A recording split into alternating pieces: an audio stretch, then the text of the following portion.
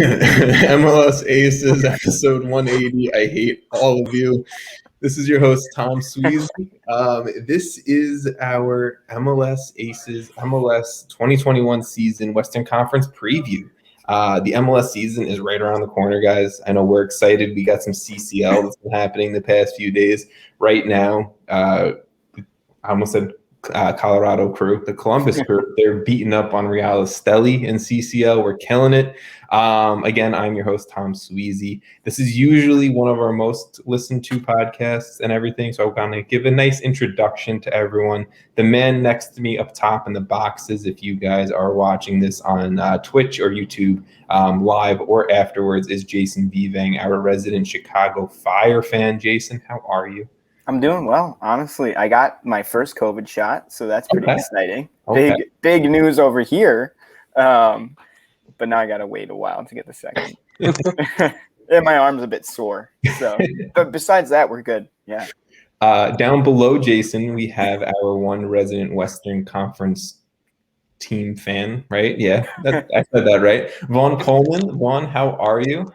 I am doing fantastic. I am so excited for this episode today. How are you feeling about SKC? I'm feeling better than most people. I think most people aren't thinking that highly of them, but I'll get to talk about them later. So okay. And we have Uncle Daddy Sam Nelson. Sam, how are you, our resident DC fan? Doing good. Feeling good to be back at it. Ready to talk some Western Conference. Yeah, it's been a few episodes since we've seen you, so I'm happy to see that pretty little face again. Hey. So just to break down the rules for the listeners and for I guess the watchers as well, that's something I still have to get used to saying. I have a timer here on my phone. My phone's on like 3%, so I hope it doesn't die mid-episode. We'll figure that out. Why wouldn't you charge it? He actually put it to 3%. He's waiting all day to do 3%. I will blame my father who called me right before this and who delayed me getting the link to you guys. He was talking to me. Oh, so like we would have gotten the 5% phone charge. You may have gotten 12% works, 4% not really, or whatever the fuck it's at right now. But we are going to do 2 to 3 minutes per team. All of us each have our designated teams to talk through. If this is the first time you're listening, usually we're pretty free flowing. I'll let people talk. But this episode, we got to kind of keep it strict if we want to touch every single Western Conference team and give all the teams their equal love. So everyone's got their own teams. Even though they all might not deserve it. And then we, at the end, we'll go through and we'll each give our 13-1 rankings for the Western Conference. Next week, we are going to be running through the Eastern Conference team. So if you're a fan of an Eastern Conference team, next week on the 14th, we're going to be doing a live recording and podcast dropping, all of that. So stay tuned with us on Twitter at MLSAces, Instagram MLS_Aces if you want to keep up with when podcasts are dropping, when stuff's available. Also, you guys, if you're watching, you see all the @ next to our names. That's where you can find us. Let's get into it with our Western Conference preview. I guess I'm first, right? Yeah, I set the list. I'm first. Timer is starting 1 second because Thomas was talking and not getting his notes up in front of him because I'm doing everything right now. Maybe you should tell people who you're talking about, Tom. I'm into it now. Thank you, Sam. Tom, me, I'm starting Western Conference preview. RSL, Real Salt Lake.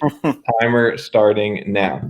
So pretty much RSL, in my opinion, is bottom of the bottom here in 2021. But let's talk about it. Freddie Juarez coming back for another season as manager of RSL. Last season, finishing outside the playoffs with a record of 5-10-7 on 22 total points, finishing 11th in the Western Conference.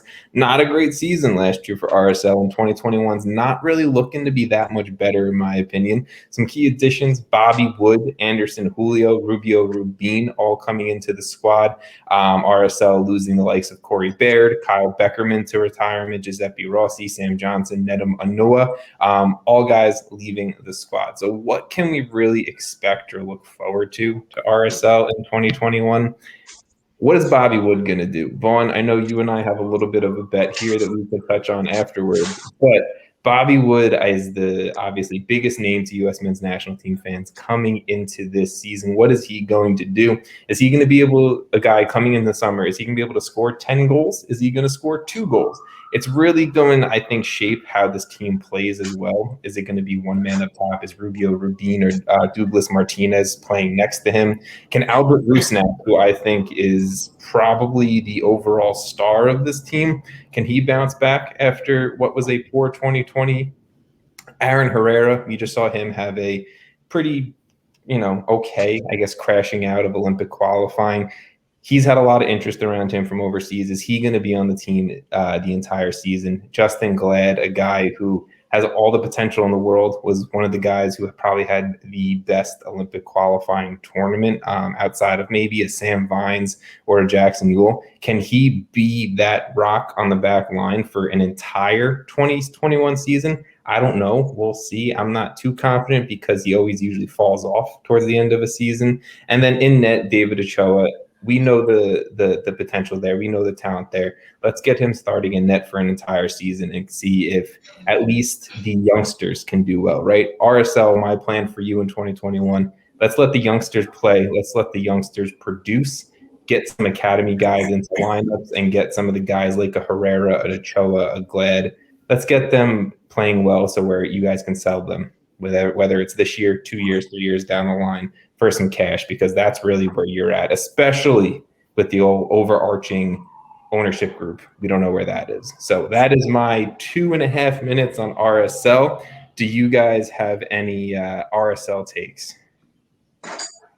They're shit. Good take. Okay. Well, that is my season preview of my outlook of RSL. Jason, you are up with the Vancouver Whitecaps. Yeah, just to preface, this is usually where we get to make some aggressive takes on squads, and I love it. I have the Vancouver Whitecaps. Last season, they finished 9th in the Western Conference, going 9-14-0.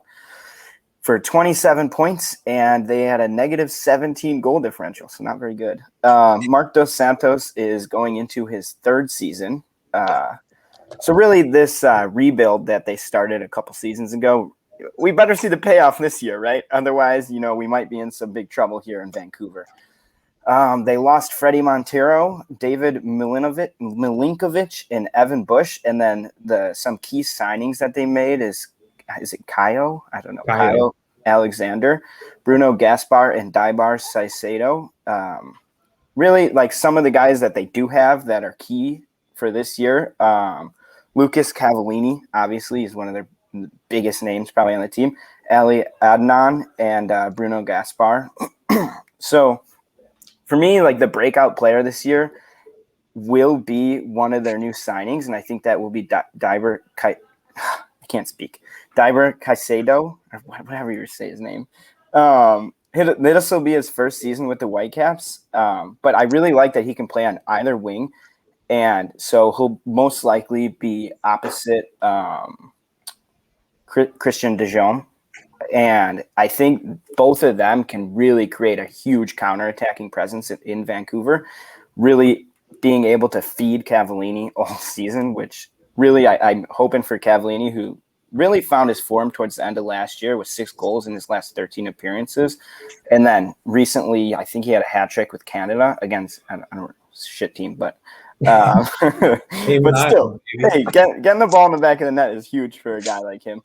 But I think they could cause a lot of problems. And then you add to that, like the consistency of Ali Adnan. They still have Maxime Crepeau in goal.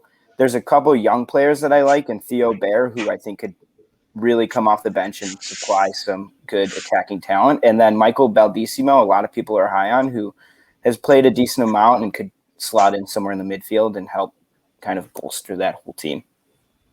Okay. That was underneath the time. So nice there, Jason. Any takes on Vancouver, Sam Vaughn? Yes. Yeah. I mean, I think Marc Dos Santos is the coach that's on the biggest hot seat right now. Yeah. Probably, yeah. I mean, if he doesn't get it going quick and these pieces don't start hitting, I think he's one of the first guys that could be feeling the heat. Like I said, this is the year where like this payout needs to start happening. Otherwise, it's like another horrible year for them would be devastating. Maybe a quick hot take on them for me. I think they are a number 10 away from making the playoffs. Just a Yeah, I little can see that. smoldering take. Quality 10, not just like a guy. We've seen what a quality 10 can do to some MLS rosters. So, They're a Miguel Almiron away. yeah, I think everyone's Miguel Almiron. Yeah. Awesome. So that's RSL. That's Vancouver. Sam, you are up with the San Jose Earthquakes. Sir, Oh, baby. This is our team, Tom. timer starts now. All right, so the San Jose Earthquakes, we're in year 3 of Matias Almeida's rebuild, I guess. And so it's going to be really key, in my opinion, to see what he's going to do the same way for Mark Dos Santos, as I have my notes and this spreadsheet next to each other. Last season, 8th in the West. They lost to Kansas City. Congratulations, Vaughn, for that one on PKs. Incredible. It was really just a shame for them. I really think that San Jose could have done better. In terms of key players in, Javier Lopez, a really good central attacking midfielder, very young. Eric Remedy, I can't pronounce his last name, and Benjamin Kolinkovic, but he's a college signing. They lost Nick Lima this year at right back, which is kind of a big deal, but they trained Tommy Thompson at right back, so really isn't that concerning. They lost Paco, Danny Hosen, Magnus Eriksson, among others. It's going to be a tough year.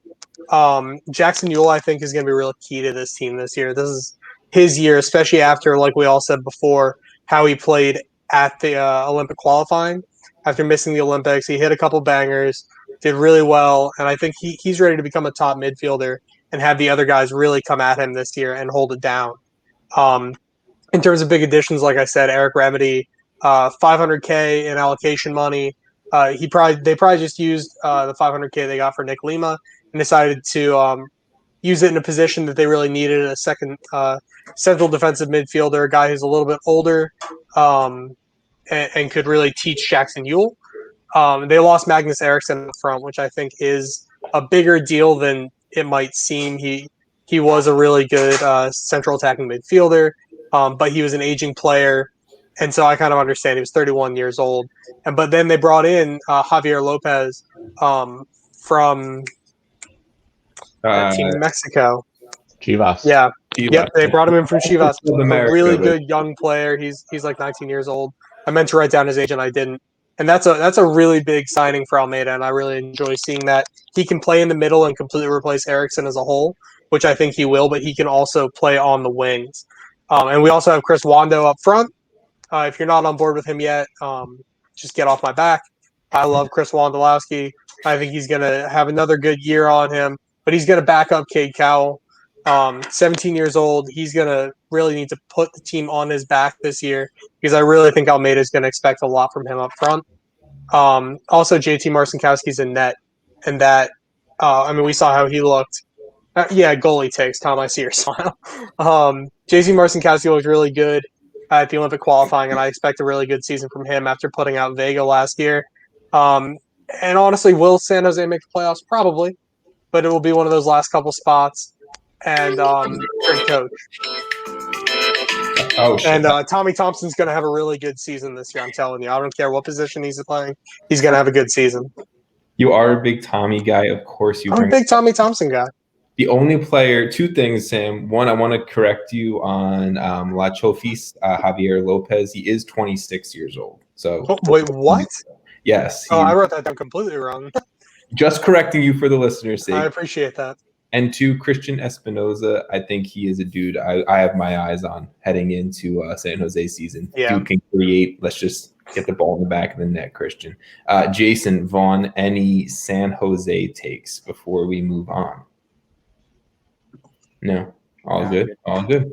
Okay, Vaughn, you are. I just said your name really weird. Sorry, Vaughn. You are up with another team. So far, San Jose, the only team we mentioned that made the playoffs last year. But Vaughn, you're up with another non-playoff team from last year, but maybe one of the most interesting teams. So you have a tough 3 minutes here to fit it all in. The LA Galaxy. Are you ready? Let's go. Okay, timer starts now. Yeah, so the LA Galaxy, we don't really know what we're getting from them this year because there is a lot of turnover top to bottom here. Last season was pretty disappointing. They finished with 6 wins, 12 losses, and 4 draws, and an abysmal -19 goal differential. There just wasn't enough goals going in, and there were way too many goals being conceded.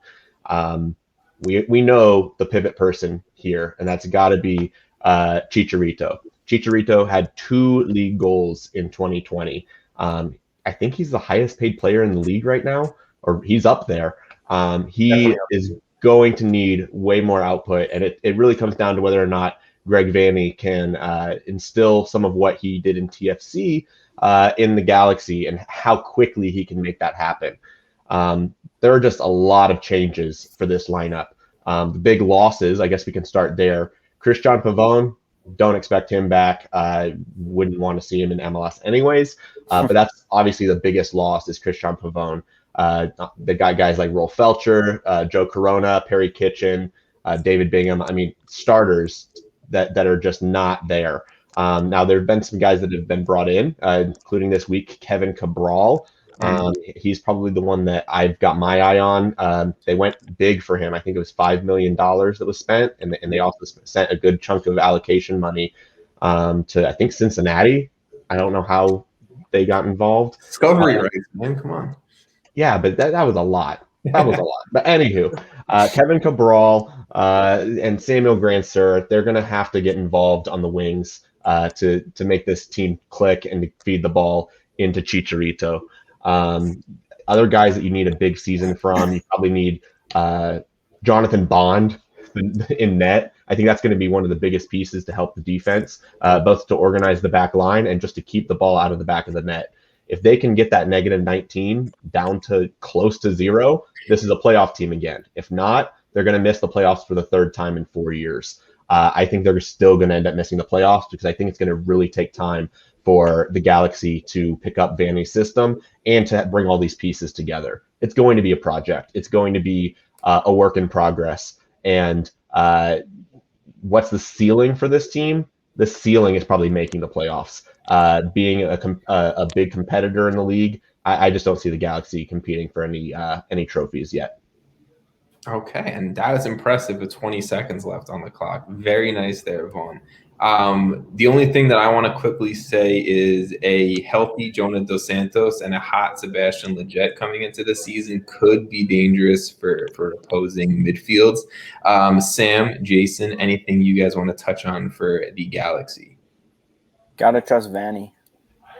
He's like Greg Vanney. He's definitely the dude who's here to turn it around, and I think he's already making those moves to make that a reality. Definitely feels like a step in the right direction. 100%. And big Greg Vanney podcast here. Yeah. Well, and I didn't mention Derek Williams. That's the other guy that's going to be critical. Is if they can shore up the center back pairing. I mean, they just have to have some sort of defense. Put some traffic cones out there. Just that was last year and the year before that. This year, different. Traffic cones with wheels on the bottom. Let's dive into another team that failed to make the playoffs. We have the Houston Dynamo that I will be covering, and my time starts now. Tab Ramos's second season as manager of Houston, and he's really in a shitty spot, right? Ownership is not giving him the full investment. Ownership could possibly be changing, but I think I can also speak for all of us in saying we're a pretty high Tab Ramos podcast here. We like him as a manager. It's just maybe he needs some guys that he wants to bring in and the support of ownership as well. But outside of the ownership, let's look at last season. They finished 12th in the Western Conference, failing to make the playoffs with a record of 4-10-9 with 21 total points. Tab Ramos has had his touching on this roster in this offseason, and I have liked some of the moves, bringing in Long Island native Tim Parker. Love Long Island guys in Major League Soccer. Joe Corona. He's coming in from the Galaxy we just talked about with Vaughn. Derek Jones coming in from Nashville. Fafa P. Colt bouncing around his MLS rosters. And then Ethan Bartlow is a center back that they got from the Super Draft that I'm really, really high on. But they have lost some pretty big names heading into the season. Mauro Manotas going down to Liga MX. He's been scoring in Mexico, so good for him. Tomas Martinez, Kiki Struna, Victor Cabrera, Nico Hansen, all leaving for other spots around MLS and not. But what is this team really going to look like heading into 2021? It's going to be a lot, I personally feel, on some of the younger guys to prove themselves. Mauro Maric in net is a young guy who they brought in last year. Looked good, but can he kind of grow into something else? Adam Lundqvist, I don't think he's super young, but he is a pretty decent left back within this league. Pairing him with a guy like Tim Parker, you have Zarika Valentin at the other fullback spot, who he's been around MLS. We know he's a trusted MLS fullback. This defense could be decent, especially if a guy who I mentioned before, and Ethan Bartlow, turns out to be somewhat of a decent MLS starting center back, maybe a Henry Kessler-esque type guy in year one, which I think could be a very good move for this Houston squad. But up top, what do you got? You got Darwin Quintero, who ton of assists, led the league in assists last year, but is an absolute liability for anything else outside of creating. Will not play defense, will not drop back. He is sitting up top, and that is all Darwin Quintero does. Can Christian Ramirez bounce back and look like the Superman that we knew and we loved when he was up there for Minnesota? Fafa Picoult, is he going to be able to help Christian Ramirez get to that point? You got Memo in the midfield. Memo Rodriguez was, I think, one of the breakout stars for this team last year. Can he take the next steps? But are the old vets of Boniek Garcia, of Minor Figueroa, Darwin Seren, are they going to be able to kind of help this young group take the next step? This is not a playoff team, in my opinion, but a team that has some shining lights that I feel like are going to be fun to watch in 2021. Boom, 5 seconds left on that one. Okay. You have to look at the timer. That's kind of cheating. It is. But that's why I'm the host. I get it. Guys, any Houston Dynamo takes? I know not the most sexy team in the world, but any Houston takes? No. They just need to have like a little step in the right direction, right? Like Tab Ramos just needs to like do the Philadelphia Jim Curtin like year on year, get better. I agree with that. Give Tab the resources, give Tab the time, and this team will be good. That is, I think, the overall arching right now, Houston Dynamo. Jason, you are up with a team that is fun, is exciting. They made the playoff. Yeah. The Loons up in Minnesota. Are you ready, sir? Yeah, I'm ready to go. Your time starts now. Yeah, so I got Minnesota United up next. They were fourth in the Western Conference last season with a record of 9-5-7 for 34 points plus 10 goal differential, and were eliminated in Western Conference Finals to Seattle 3-2. Some of the key departures. First off, Kevin Molino, maybe the biggest loss. Oh boy! Like what? Maybe one of the biggest loss for a team in the entire conference. Mason Toy gone, Raheem Edwards gone.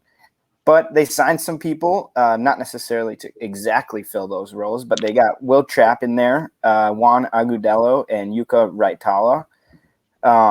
So some pretty big additions, kind of depth additions, in my opinion, for most of them. But key players here, you got Emmanuel Reynoso, who started to prove some things towards the end of last season. Really excited to see what he can do, because with Molino gone, this team was very kind of like ran through Molino for, almost 5 years. So the big thought here would be, now with Molino out, what can Emmanuel Reynoso do in that spot? And if he can perform at those levels as more of like less of a one-man show type of thing, they could just improve as a team overall. They also have Jan Grigas returning, Romain Metanire, and the one question I have is like, will Iko Para play? It seems like that's unlikely. But if he does play, he's a key player, because I mean, even as he ages, he's like fine wine. He's great. They've got the solid midfield of Grigas and Ozzy Alonso. Really an experienced solid midfield. And Will Trapp and Hassani Dotson come in, and they're just basically depth pieces. Maybe they take some of the load off at certain times. Maybe they come in as subs. Maybe it's alternating based on the opponent. I don't know. But like, honestly, that is a really good midfield to have, and really solid depth pieces to have, especially for a team that probably will have aspirations to make a run into the playoffs. But really, my biggest thing here is, will Reynoso carry on his good form towards the end of last season into this season? And if he can, the ceiling for this team is actually, I mean, they were fourth last year. They could, I don't want to say they could be one, but they could be one. Look, you did that with 25 seconds, so very nice. I agree. I think their ceiling is top of the Western Conference. I think their floor is pretty high as well, especially after – I don't know if you saw this news, Jason, so I'll let it slide. The signing of Boca Junior striker Ramon Abila. They were pretty much too deep at every position. They needed a striker. They go out and they get Boca Juniors. Not their striker, but definitely a dude who was on the roster, who was their striker in the past. He's in his early 30s. Like, they got a dude. If Ramon Abila can stay healthy, Minnesota is, I think, 11 hours ago. yeah. It's okay, man. It's okay. He's so shocked. I love it. But I was like, what are you talking about? They signed someone I didn't see it, and I was like, oh, it was 11 hours ago. Yeah, it wasn't middle of the workday typing up my – I think this team is deep. This team is very talented. I think Reynoso is a number one talking point. Eichel Parr is a number one talking point, and I think this striker position was all number one talking Patrick point. Weah. Yeah, Patrick Weah coming in. That's just add to it. Vaughn, Sam, you guys have any Minnesota quick takes you want to throw out there? No? I mean, Abila turns them into a contender. Yeah. Yeah, Abila makes them very, very much a contender for sure. Okay, let's move on to the Colorado Rapids. And Sam, this is you. I know you don't have a Western Conference team, but I feel like the Rapids are like your Colorado babies. So I'm gonna let you take this. Yeah, they're my Colorado babies just because I want to move there. All right, your three starts now. All right, let's do this. It's Colorado made the playoffs last year. They were fifth in the Western Conference, but that was on points percentage based on games played and points. They played far less games than any other team in the Western Conference last year. I think by at least 5 because of COVID problems going on in the state of Colorado. So the whole playoffs last year is really luck, I would say. I don't think they were good enough to make the playoffs. And that being said, I'm going to explain why.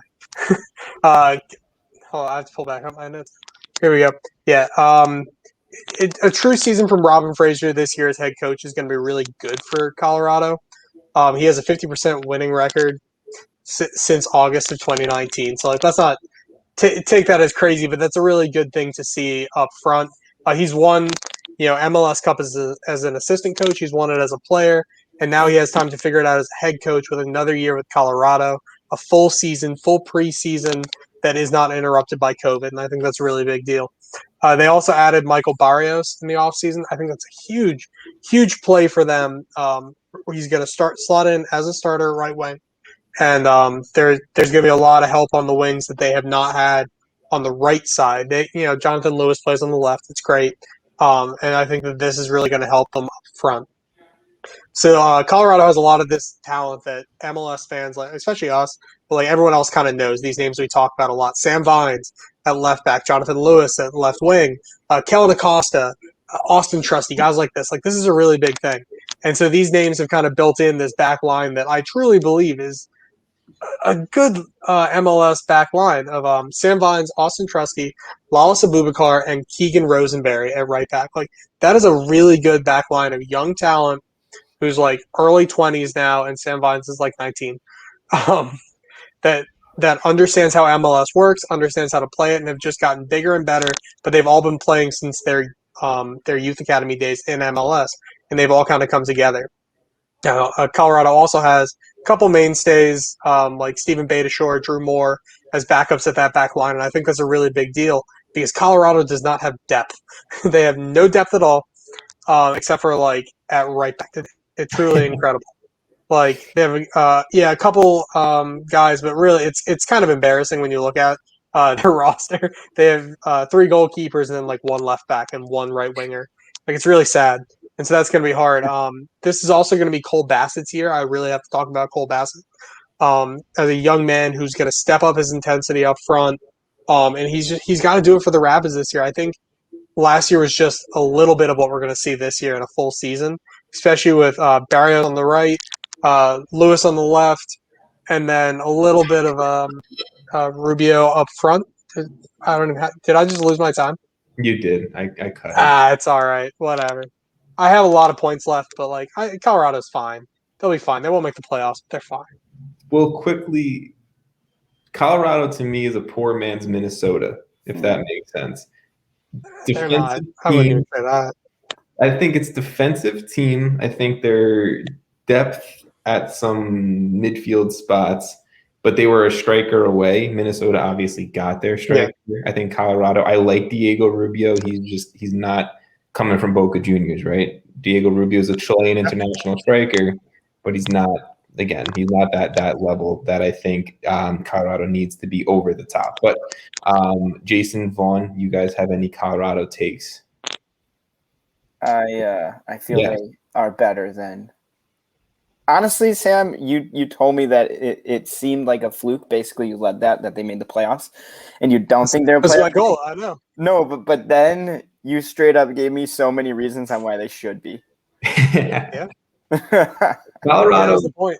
They're in this weird ground, right? And Sam, I'm really glad you mentioned Cole Bassett because I think Cole Bassett could be a guy who takes like a Brendan Aronson type jump, right? Like a guy who goes from like MLS backup to starter to European player, right? So Cole Bassett's definitely a dude to look out for as well. I think Colorado fans, if you're listening, I think there's a lot of positives to look for. It's just there's also a lot of, I think, concerns out there as well. You have no depth. Fix your depth problem. Sam Vines for $10 million and sign some players. God damn it. Fair. Vaughn, you are up with a team who did not make the playoffs last year because they didn't exist. Austin FC. We're feeling their day on this podcast, right?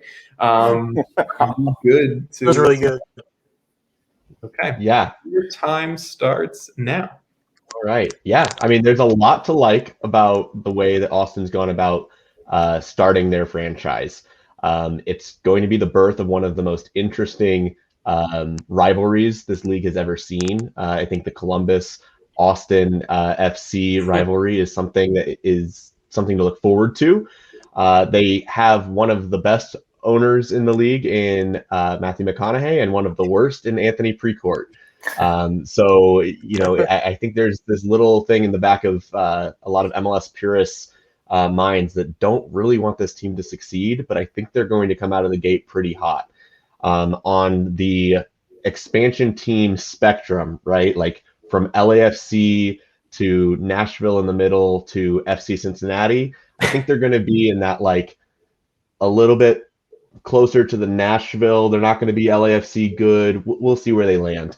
But in looking at the actual roster and what Josh Wolf has to work with in his first year as a head coach, the two DPs they brought in are Cecilio Dominguez and Tomas Pochettino. Go with that. Pochettino. Yeah. Those two guys are definitely key players to keep an eye on.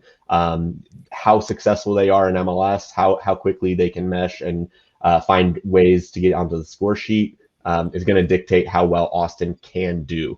I have some concerns about their defense. They have a good foundation with Alex Ring in front of the back line, but the back line center back pairing of Romagna and Matt Beasler, we don't really know what we're getting there. So this is going to go one of two ways. Either Romagna is going to step up and be a really strong defender, and Beasler is going to be able to be a distributor, or Beasler's legs aren't going to be there. Romagna is going to come up short, and this is going to be a team that still concedes 60 to 70 goals.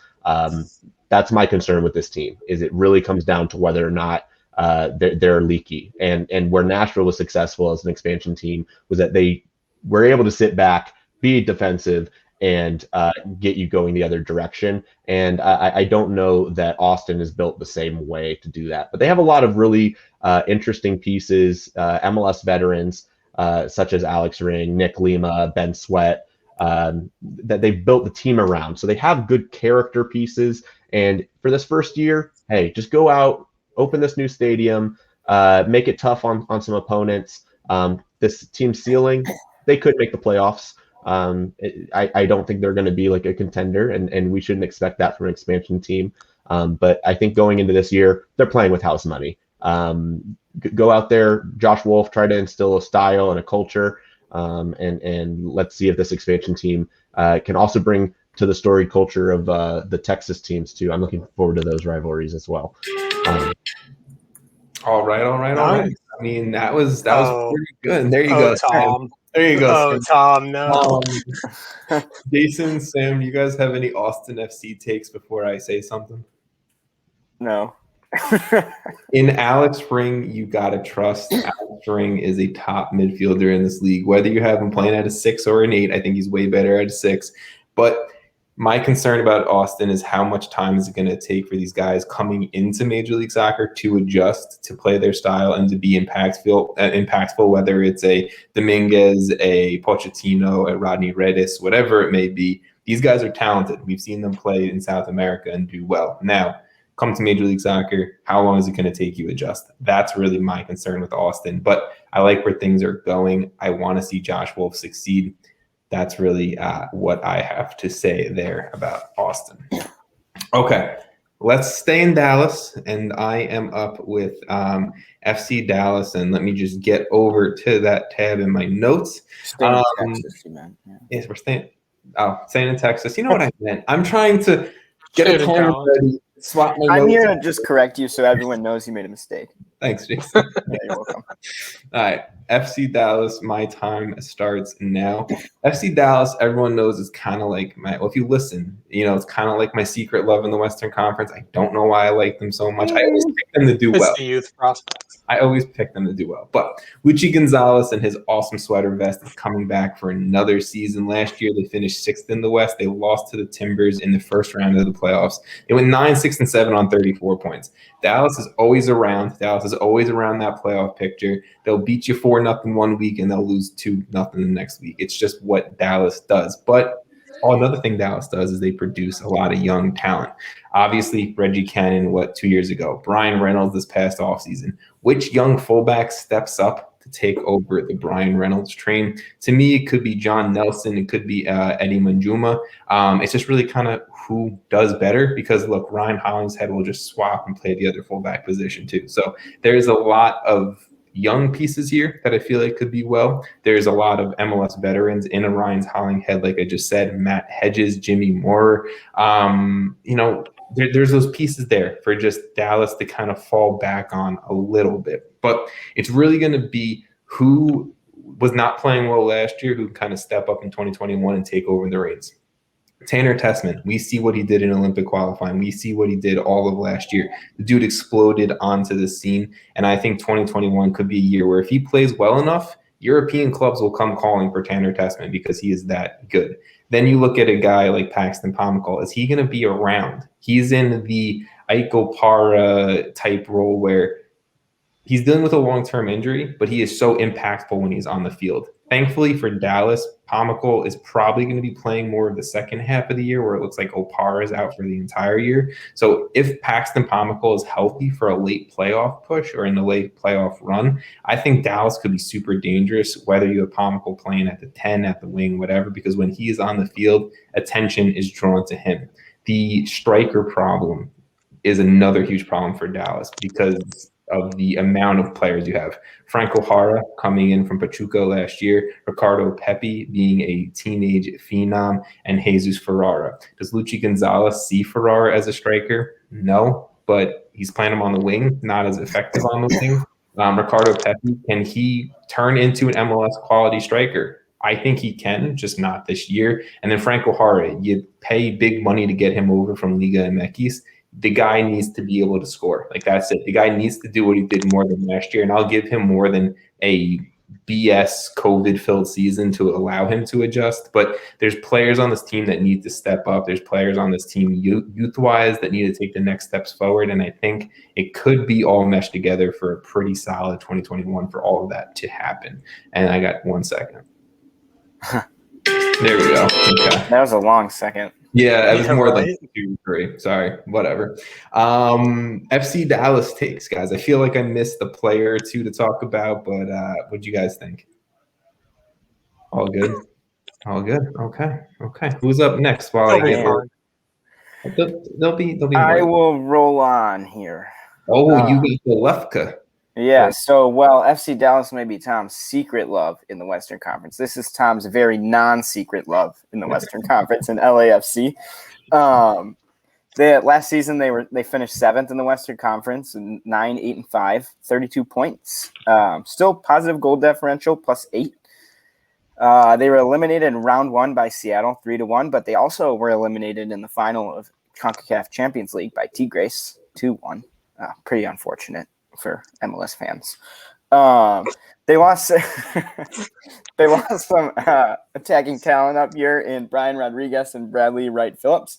They also lost Muhammad El Munir. What I like is that they signed a lot of pieces that I think really help them and fill some holes for them in some wingbacks and Marco Farfan from Portland and Moon Hwan Kim, as well as they signed Raheem Edwards, who can really play anywhere along that left side.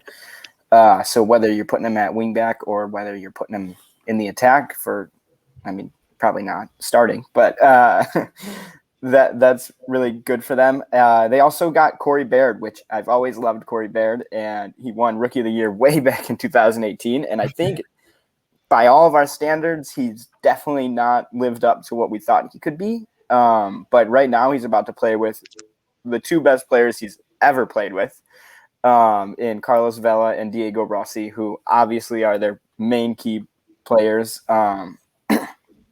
This is going to do wonders for Corey Baird. I think he's going to have a phenomenal season. I think playing with these two guys, there's so little pressure on him when Carlos Vela and Diego Rossi are just making shit happen out of absolutely nothing left and right. And he kind of just has to do his job, be in good positions. They'll find him, and he's got to finish his chances, which, we think he can. At least I think he can.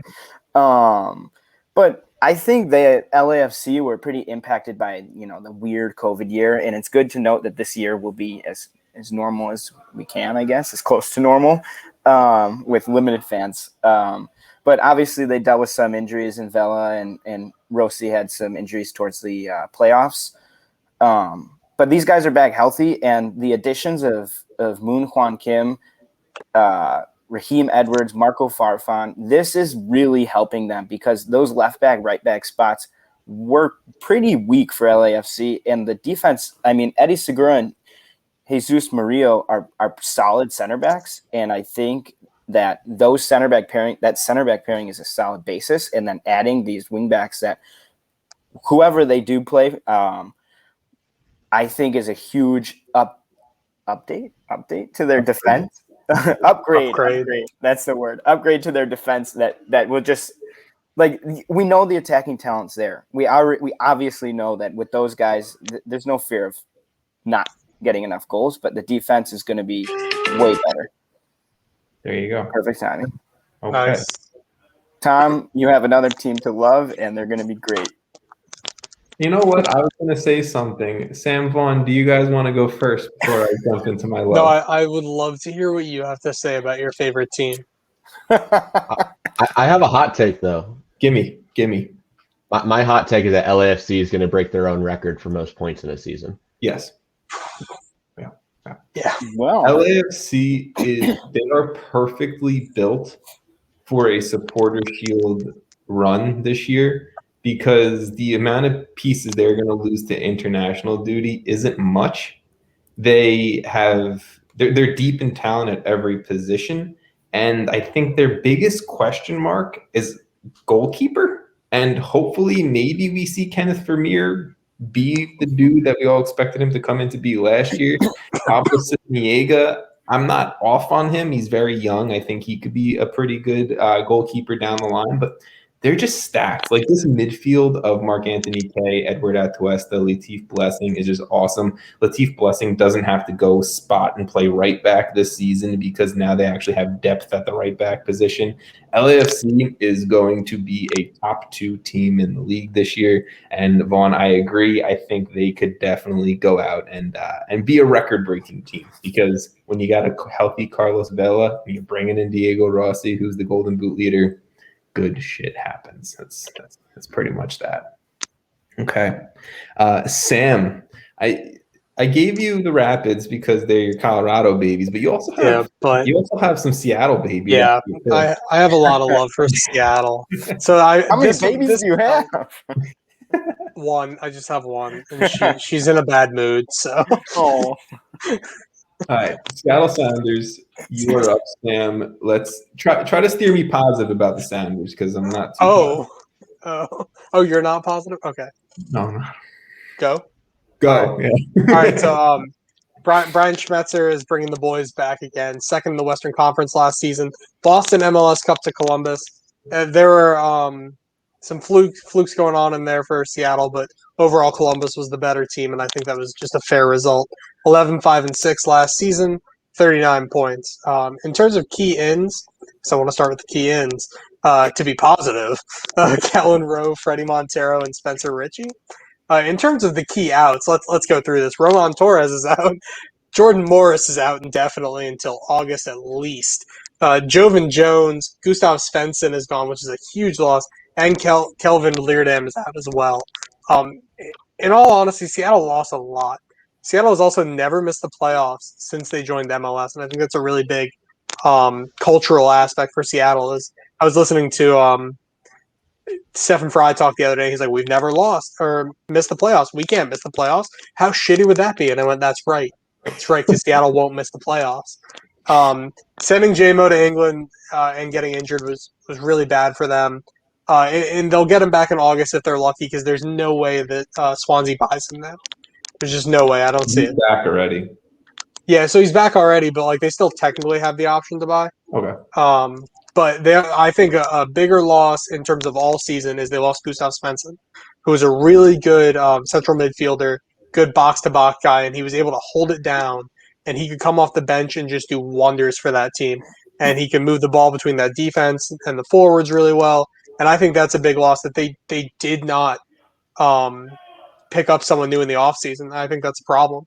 They also lost Roman Torres, which isn't a big deal, but he was a big locker room guy. A lot of the guys really liked him. That's why they brought him back from Miami. So that's going to be very tough for them in terms of like cohesion. They got a backup for Stephen Fry otherwise. And Kellen Rowe, he could pretty much slot into like that left wing kind of spot for Jordan Morris, but he really has never hit his peak since the early days in New England. So that's going to be very difficult and very unlikely that he will do that. I really like Freddie Montero up front. I think him and Rui Diaz could do a front two and really, really do some damage. Montero loves Seattle. After he left, he always wanted to come back to MLS, came to Vancouver first, and now is back in Seattle. I think that's a very big deal for someone to get someone back who loves the city to play again, like Jordan Morris did, who just like wants to be there. They still have their core: Ladera, Roldan, Rui Diaz, João Paulo. Like that's a good core. They're getting older though. Like Roldan's like someone look up his age for me. He's like 26, 27 probably. Ladero's early 30s, Rui Diaz early 30s, João Paulo. Seattle's going to make the playoffs. It's no problem. But boy, are they getting old. Christian Roldan is 25. 25. Is it really only 25? I'm older than Christian Roldan still. I didn't see that coming. Wow. Yeah, 25. I am in agreement. I think Seattle makes the playoffs. It's just not in typical Seattle form. No. I am in trust and belief of that ownership group and the front office there that they will make another Lodero, Joao Paulo, Rui Diaz-esque move to bring in a star and bring in a stud to this team mid-season like they always seem to do. But until then, I think it's going to be a little bit of a bumpy road until we get there. Jason, Vaughn, you guys have any quick Seattle takes? No? I think they're not going to be able to bring somebody in. I think from everything I was reading, they're pretty cash strapped with Jordan Morris still on the books. So I think their flexibility is not there. So if they suffer from some injuries, if things don't click, if they can't make up the difference of JMO being out, it could be a really tough season for them for Seattle's normal level. Isn't there a potential, because Jordan Morris is out long term, that there's some way due to injury they can take his salary off the books this year? Yeah, MLS does that.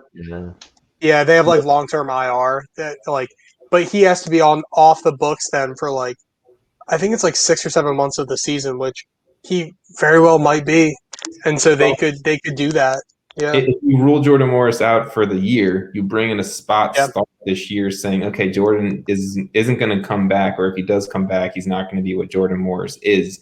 Let's bring in a spot starter at somewhere, wing back, winger, striker, wherever, and let's see what we do. But as of right now, Seattle's relying a lot on spot starters, on youngsters. I know Danny Leva's gotten a lot of love this offseason for being a guy who's going to need to step up. Josh Atencio, another dude coming from the youth system who people are expecting to have a big jump. But we'll see. It may not be a typical Sounders year. I feel like we've been saying that every preseason the past 3 years now, but we will see.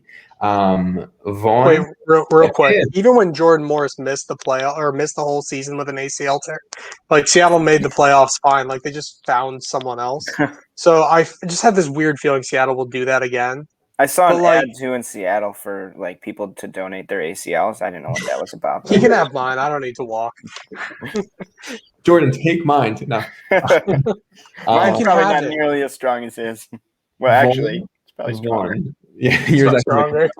One, your boys, you're wearing the jersey. Oh, yeah. You got 3 minutes. Convince me on why your boys are going to repeat and do very well in the Western Conference. Go. Well, yeah, you're going to need to get the Oscar playoff music ready right now, because I could just talk the entire hour about Sporting Kansas City.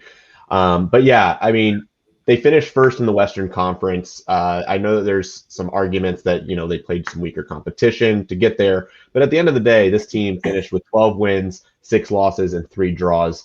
The defense was much better last year.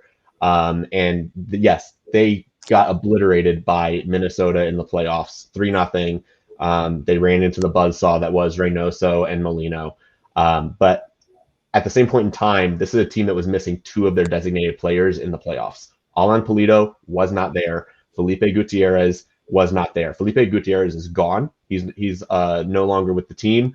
And they lost a few other pieces. Gerso's gone. That's probably the biggest one that's going to hurt. Matt Beasler, Winston Reed, and Eric Hurtado. But the pieces that they brought in, I think, are really, really solid pieces, specifically Remy Walter and Nicolas Isimat-Marin. They are going to be immediate starters on this club. And Isimat-Marin, at his height, he's played for Besiktas, PSV, Monaco. I think he came from Toulouse. He was a $5 million central defender on transfer market. He is a high level center back for this league. And if he can be that strong player next to Puncec, I think that things could be much better looking for the defense there. Also, there's just a lot of rotational depth for the entire midfield here that I don't think Sporting's had for a little while. Between Ilie Sanchez, Gadi Kinda, Remy Walter, Gianluca Busio, they're going to be able to move a lot of pieces around and really create some interesting things in midfield. And that's not even talking about Roger Espinoza. So I just see a lot of options in how they can change even their formation, which is not something Peter Vermes normally does. But I haven't even talked about Johnny Russell, right? the attack of Johnny Russell and Alan Pulido is going to be electric again. Kyrie Shelton, I think he can cover for what we're losing with Gerso being gone. Little thing, yes, Gerso was a key piece of that attack. He had 2 goals in 2020 and 2 goals in 2019. They are not losing a lot of offensive output.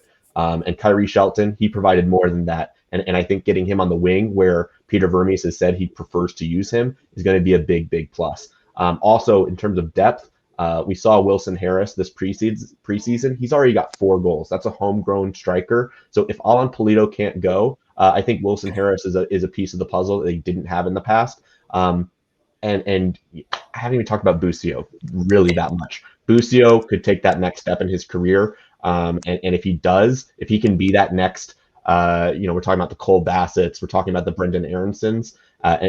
He's wearing the number 10 this year. If he can take that to heart and step up and take that next, take his game to the next level, this team is still a top team in the West. And I know a lot of people aren't talking about them that way.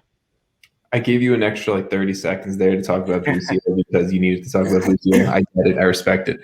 Vaughn, Sam, do you guys have anything you want to say before I say my 2 players for SKC that I think are going to be big? I'm not allowed to say anything. Why are you not allowed to say anything? You said Vaughn and Sam. Jason, Sam, sorry. Jason, do you have anything? Yeah, I will say this because I say this every single year. Johnny Russell, I know he's a friend of the pod, is the coolest guy, and I want to get a beer with him really bad. He'd be the most fun MLS player to get a beer with. So, yeah, Johnny Russell, when you listen, just you know how to reach me.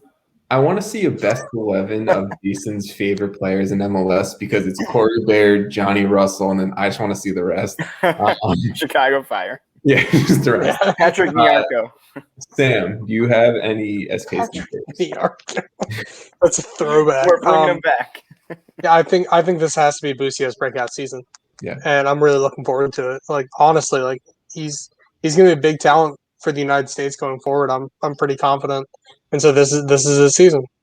I have openly questioned Gianluca Busio on this podcast. You have. I am not. I don't know. I don't know if he's a winger. I don't know if he's a 10. I don't know if he's a Swiss Army knife. Turn that negative into a positive. Ooh. But no, here's my positive. If Gianluca Busio mute yourself. If Gianluca Busio produces this season in 2021, he could be an absolute game changer for SKC. Get a move to a European club next year. And I feel like he could really be the difference on this team of whether they are finishing 4, 3, 2, whatever in the Western Conference, or they're a legitimate number 1 seed in the West that can make an MLS Cup push. Gianluca Busio is that dude. Wherever he's playing, he just has to do it.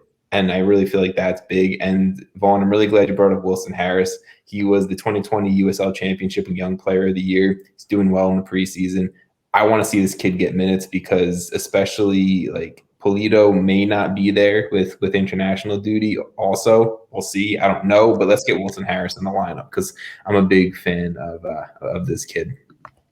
Okay, last team to talk about, team number 13, and of course we finish it up with Timber Jason. Oh man, I saw this. I was like, oh man, I knew this. I purposely gave you the Timbers. I just want. Yeah, I'm surprised why you purposely didn't give yourself the LAFC.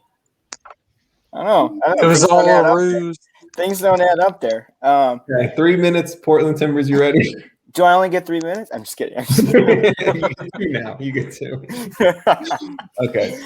Portland Timbers. Last season they were 3rd in the Western Conference, going 11-6-6. They had 39 points plus 11 goal differential. They were eliminated on penalties in round 1 to FC Dallas. Kind of unfortunate turn of events there. But they did win MLS's back tournament, which was, pretty hype for them.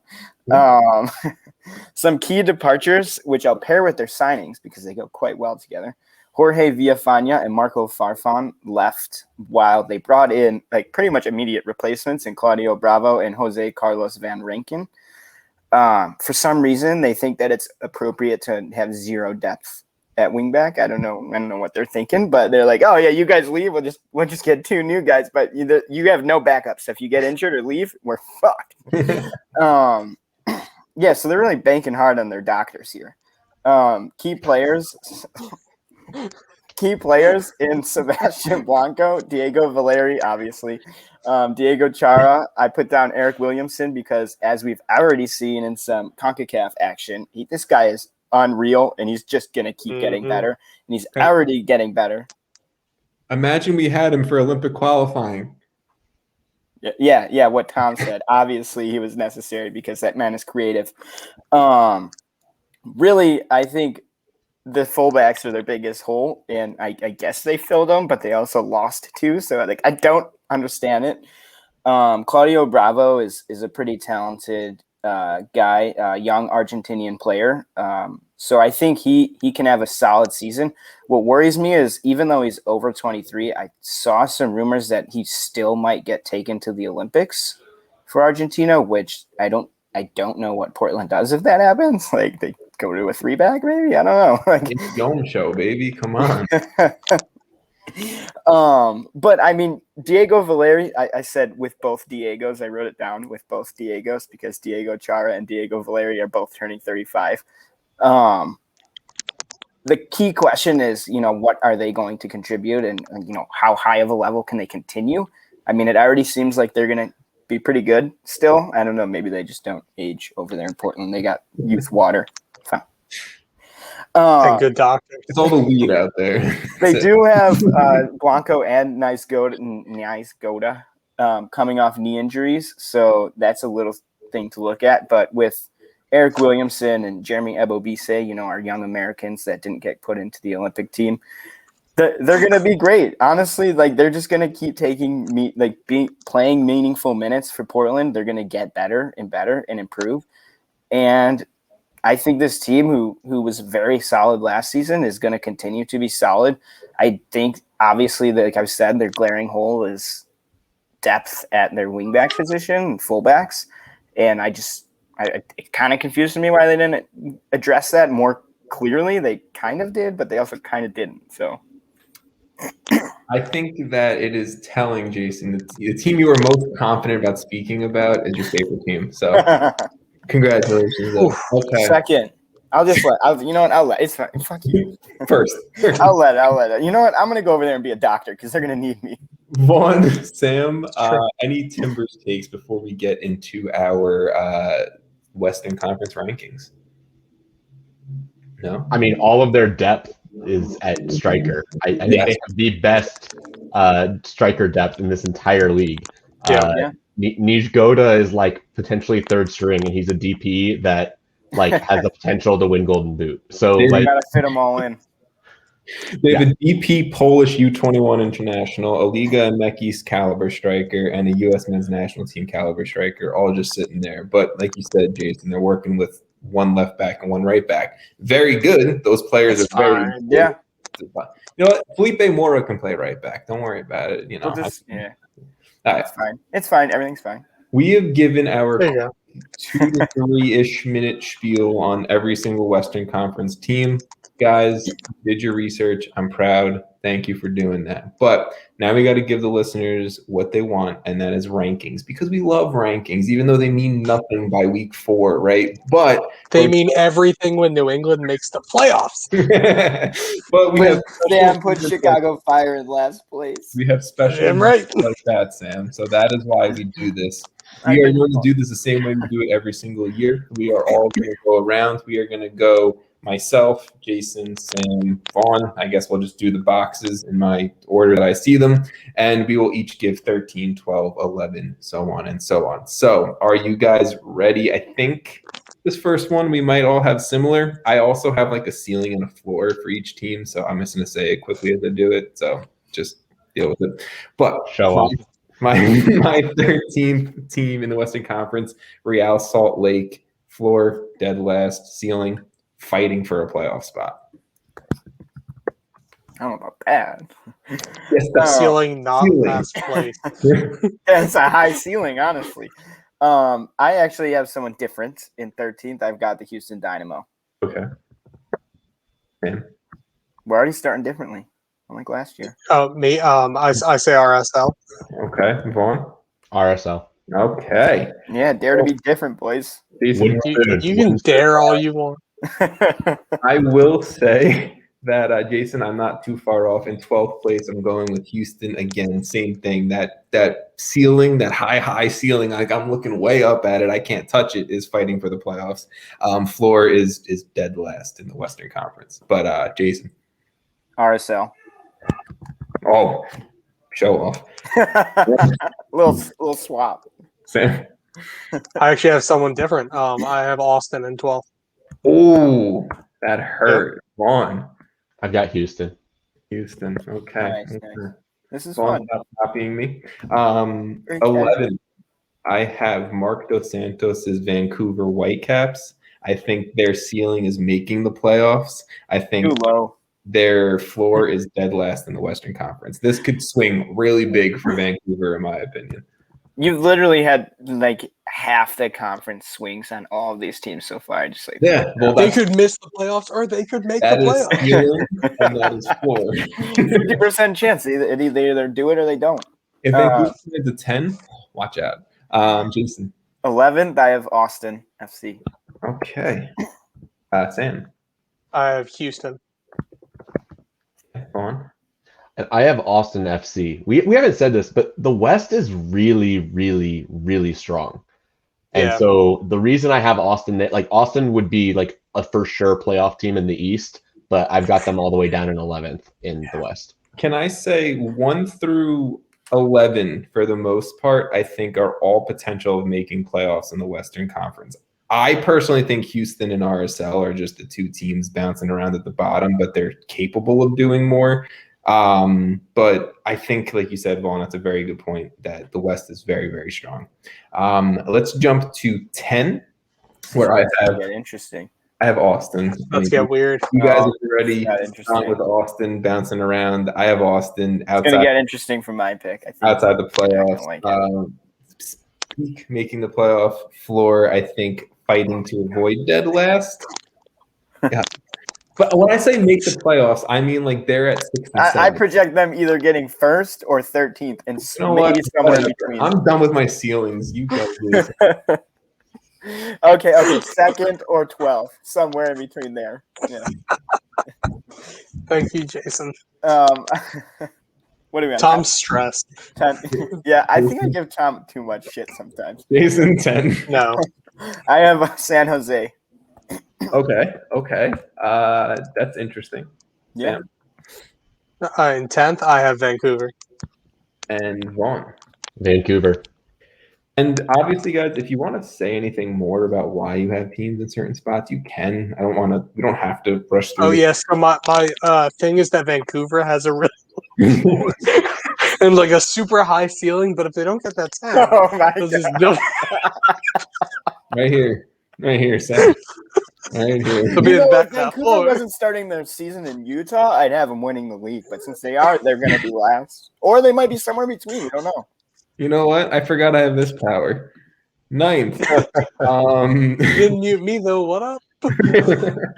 9th. We are going to go. I have San Jose finishing 9th. And I'm not giving you guys any.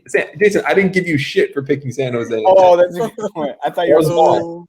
Vaughn was surprised. Vaughn, I'm interested to see where you got them. Jason, you are up with 9. 9. Okay, Vancouver Whitecaps. I fucking hate you. They could finish. I'm not gonna do it anymore. I'm sorry. I'm done. Number 9, I have Colorado. Your babies. They have no depth. Your babies. Outside of if they play all of their starters in every game, they'd be like 6 maybe. They can do it. But they can't. They absolutely can't. They could be. That's my ceiling. 6. Vaughn. 9. Yeah, 9th. I have Dallas because I have very little confidence in them improving from last year. I see them taking a step backwards. Now you're taking a shot at my babies, Vaughn. I don't like this. Dallas. Sorry. What? He didn't say LAFC. They're fullback. They're fullback you. They're fullback you, Vaughn. That's it. Dallas are literal babies. Yeah, they are. That's true. Yeah, they're like before they turn 18. Well, actually, like right when they turn 18, they're like, you're gone. You're going to Europe. Give me money. Let's talk about the 8 team, the team that is just missing the playoffs in 2021. I have the LA Galaxy. I have FC Dallas. I have LA Galaxy. Ooh, there we go. Fun. And I also have LA Galaxy. What the hell, guys? Be original. There we go. I think we can all agree, and correct me if I'm wrong, that Greg Vanney's doing good things. I like the change. It's just not there yet. Shoot, should I lower them down from second? Oh. No. I'm just kidding. High ceiling. Jason. No, that's their big ceiling. ceiling up there. Yeah, big ceiling. Low floor though. They could finish fourth. Seven. The team just making the playoffs in that play-in game. They're doing a 6-7 play-in game this year in the MLS Cup playoffs. I have FC Dallas. Jason? Oh, yeah. 7 team. I have LA Galaxy. Oh, fuck you. Sam? What? Why? What? You're the Galaxy. Oh. Give a 3 minutes, I 8 think minutes their to why. high is like 0.5 out of the 14. Sam? What? Yeah, boy got muted. Number 7, I have San Jose. Okay. I respect that. They'll squeak in. I think they'll really squeak in. Okay. And Vaughn? I have Nashville coming back over, and they're going to. Thank you. I was like sitting here going, wait, why isn't Nashville in the Western Conference for like 20 minutes doing notes today? Yeah, no, I'm going to go with Colorado as the last team in. All right. And the team playing that 7 seed in the Western Conference play-in game for 6, I have the Colorado Rapids. I also have the Colorado Rapids. Okay, Sam? All right. I love that you guys are high on Colorado. I really do. I have Dallas. Sam Vines for the win. Sam Vines for the win, absolutely. Sam Vines all or nothing 2021. You have Friend of the Dallas. pod, Sam Vines. Yeah. Vaughn. We're doing 6th seed? Yeah. San Jose. Ooh. I want to be higher on San Jose than I am. I'm not. Maybe I'm not high on San Jose. You're not. I know. Although I don't know if I've ever been high on San Jose. No. La Trophies is going to be something that he's going to help them a lot. He's not going to be like Zelarayan-esque. And I'm pointing because that's where my TV was, where the Crew were playing like 30 minutes ago, but not now. I don't think he's going to be good, major upgrade. I just don't think he's like Ladero, Zelarayan, like heel that level. But I like it. The team not playing that play-in game, the number 5 seed, I have the Seattle Sounders. Oh man, I Jason? also have the Seattle Sounders. I 3 have the Seattle Sounders. God damn it, guys. Vaughn, don't see Seattle. Yes, Seattle Sounders. the first line that is completed. Yeah, they'll be fine this year in We've 5th completed place. a line. Yeah. I love it. Oh, that's so exciting. What is that? Wait, Connect 4? Yeah. We just win? We sunk the battleship. That's it, you know? What's exciting is we have the same 4 teams. Bingo? Oh, I see what you're saying. Say that again? Yeah. The next 4 teams are all the same in a random Yeah, it's all the same, but it's going to be weird what order we put them in. Okay. So let's see if we all hit it the same. 4, I have Hawkins Boys in Sporting Kansas City. Oh, fuck. I have also a Sporting Kansas City. Let's go, Sam. So do I. Oh, no. Or Vaughn, whatever your name is. Hey. Portland. Oh, Come on.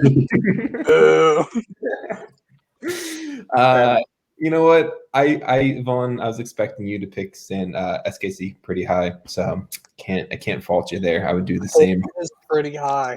They're pretty good. 3. I think their ceiling they could be 1. I agree.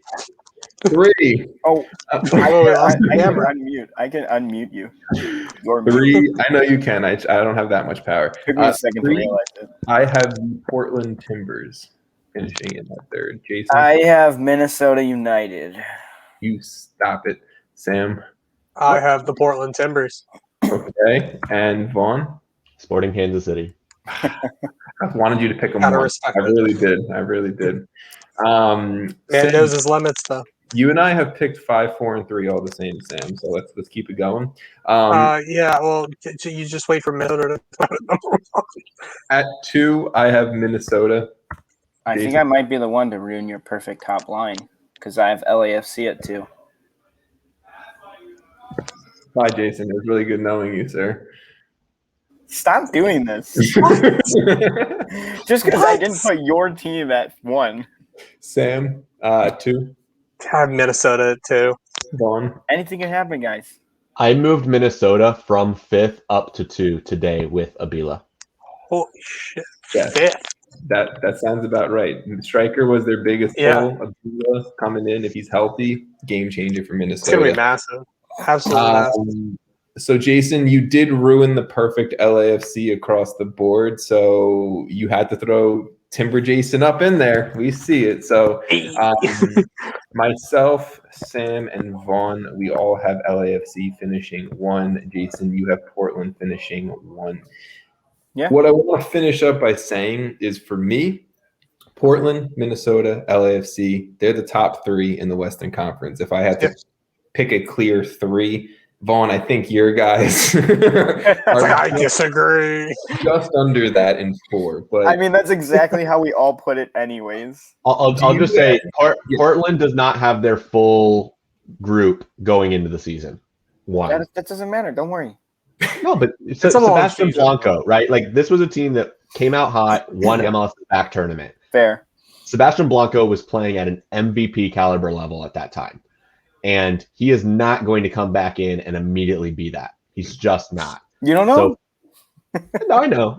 He's not going to be an MVP. But to your point, Vaughn, Sebastian Blanco, when he's healthy in that Timbers lineup, I think it's a complete game changer because you're not relying upon Valeri to pull some magic at 35 or, one of the 17 strikers you're going to throw up top. Blanco is that dude, right? Like, Blanco is the star when he's healthy, and when he's fully healthy and fit, he'll be the game changer. But when is that gonna be? So I can understand that for sure. Any real, I guess, just overarching points we didn't mention during the pod, guys, that finish up with on the Western Conference that you guys want to talk about? Players, storylines, anything. It's okay if you don't. Just making sure we covered everything in the past hour and 15 minutes. I mean, I'm just excited that we have an actual 34-game season again. Yes. I mean, that we're going to have like a real season happening, and that we might actually like get a real barometer on these teams. Like, it's amazing that we were so like close in how the teams were going to be, because really there's a lot of unknowns here because there's been so much time between seasons. There's been a lot of roster changes. I think the summer transfer window is going to be wild because right now a lot of teams were kind of afraid to spend, I think. So these rosters could really change up a good bit come the summer months. But hey, we actually have like games from now until November. So yeah, that's exciting. I mean, that's the thing, is the MLS season being back is, I think, the number one storyline and point, right? 2, Vaughn, that's a very good point of the summer transfer window can change so much. If for some reason Seattle can pull in a player, I think Seattle's roster could escalate quickly. The Galaxy, let's say they pull in some type of super talent coming from Europe that they've already done with 2 guys from France and the rest of that roster with Derek Williams, Jonathan Bond, whatever. The Galaxy, I think their chances could potentially shoot up from just outside the playoffs to, who knows, maybe MLS Cup contenders with Greg Vanney leading it. There's a lot of possibilities here, and I'm just excited about it. There's a lot of young talent, too, in this Western Conference that I'm excited to see. Efrain Alvarez is a dude that I want to see if he can make the jump into a starter for the Galaxy. Ethan Bartlow, I've already, kissed his ass enough in this podcast for a dude who no one's talking about, but could have, in my opinion, Henry Kessler-esque season. I'm just excited. Soccer's back. We can talk about MLS soccer soon enough, guys. Can I add a note to that? Yeah. I'm just thinking, we're talking about the summer moves. Babelo Reynoso was the summer move of last year that changed everything. The move that changed everything for that team. I think the team that we've talked about here that could be the wrinkle to all of this is Vancouver. If they get that 10, they could absolutely be that spoiler come playoff. Get that ceiling, man. I'm telling you. Shut up. I didn't expect to talk a lot about Vancouver this episode, but if Vancouver grabs a 10 and Marc Dos Santos can play with one style for more than a 2-3 game span, I think Vancouver could actually be a really good team, which is the scary part. They have a lot of talent. They actually have some sneaky depth as well. It's just about putting it together and getting a guy who can pull it all together in the midfield. And That's what a Reynoso, that's what a Heel, that's what a Ladero can do. And I like Mark Dos Santos. I really do. I think I like when you get like coaching trees, and him coming with the Bob Bradley coaching tree, I feel like could be big. I like Vancouver. I just want to see them pull the string. They've made a lot of moves. Let's get that 10 and let's compete for the playoffs. And I like that call, Vaughn. Jason, Sam, anything else before we finish up? Unrelated. Yeah. I just want to mention, if you're watching this live tomorrow, NWSL starts their season with the Challenge Cup. It's at 8:30 Eastern on CBS. So the rest, a lot of games are on Paramount Plus. But yeah, so if you're listening, it's probably today. Yes, if you're listening, it's today. If you're watching live, it's tomorrow. If you're watching this later, probably today or yesterday. Or today, or both. Or all of it. Maybe right? this spans from It's at midnight. Yeah, past midnight. Yeah, or you're watching multiple times. I'll take that. But watch the game. It's going to be on CBS, so it's a big one. Hell Jason, yeah. I feel like you and I, like, we should do something NWSL coverage wise. Maybe we throw in a little mini kind of live stream talking about it within this next week or so, if you want to do that. But NWSL Challenge Cup's back, guys. Professional soccer's back in the States, and I'm loving it. Check out some of those jerseys too. They're phenomenal. Better than Louisville City has ever pulled. Actually. Next week, Eastern Conference preview. Vaughn, I know today was kind of all about you because you got to talk about SKC. But next week, three of us, we got to talk about our teams. And we each get an hour, Vaughn. You better be prepared. Hey, I still have the best team in the East with Columbus. So shit. Yeah, but Tom has the best team in the West with LAFC. Eastern Conference preview next week. It's going to be a day early. It is going to be on Wednesday instead of Thursday. So if you guys are used to us doing these live streams on Thursdays, then sorry, it's just going to be a day earlier to give people some time to listen and everything like that before the opening weekend of the season. MLS is here, boys. Thank you guys for recording. Thank you guys for listening, and peace out.